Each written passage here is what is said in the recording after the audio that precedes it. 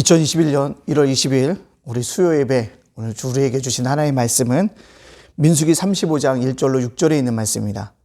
민수기 35장 1절로 6절에 있는 말씀 제가 봉독해 올리겠습니다.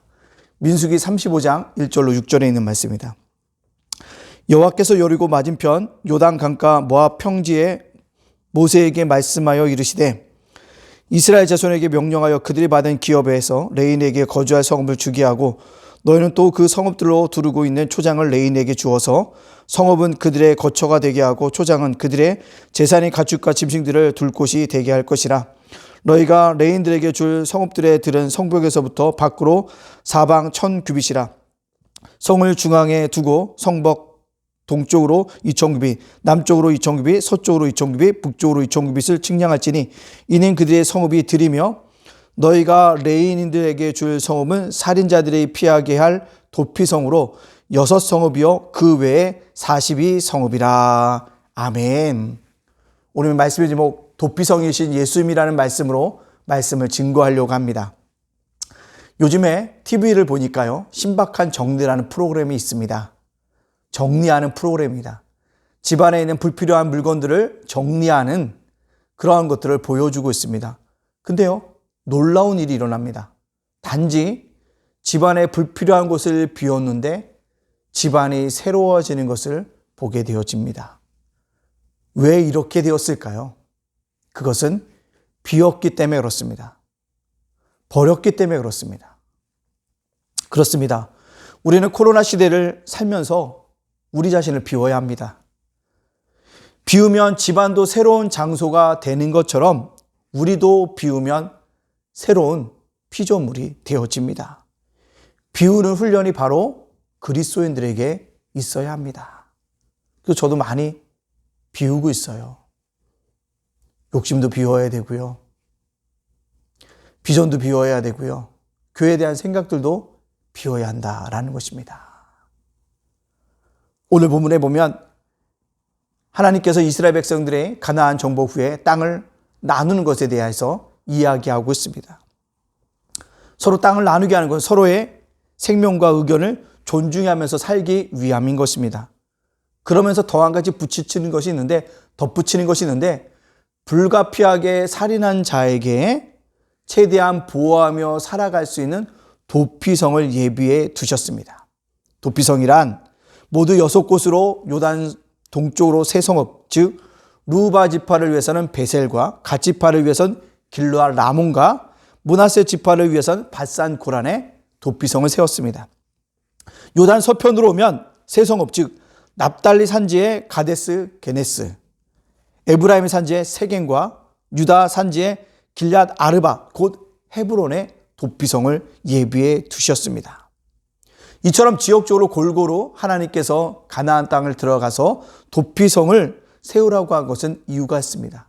그 이유는 이스라엘 백성들이 부지 중에 과실로 살인을 했을 때 신속하게 달려가서 생명을 보존케 하기 위함인 것입니다. 부지 중에 살인이라는 뜻이 무엇일까요? 그것은 고의성이 없다는 겁니다. 예를 들면요, 어떤 사람이 나무를 패서 장작으로 쓰려고 합니다. 그 도끼질을 합니다. 그 도끼질을 하는데 그 도끼 머리가 빠져서 그만 지나가는 사람이 그 도끼에 맞아서 죽게 되어집니다. 그런 고의성이 없는 살인한 사람들에게 신속하게 대피하라고 장소를 마련해 주신 것이 바로 도피성이라는 겁니다. 그곳에서 그는 자기의 생명을 보존할 수 있습니다. 물론 도피성을 벗어나면 살인을 당한 사람의 가족이나 친지들에서 죽음을 당해도 죄가 없게 되어진 것을 볼 수가 있습니다. 도피성을 벗어나면 죽일 수밖에 없다는 겁니다. 그러면 우리에게 도피성은 무엇일까요? 우리에게 도피성은 예수 그리스도입니다. 부지한 중에 살인한 자가 도피성에 피했을 때 생명을 보존받을 수 있듯이 하나님께서 누구든지 그리스도 안에 있으면 구원을 받게 해주십니다.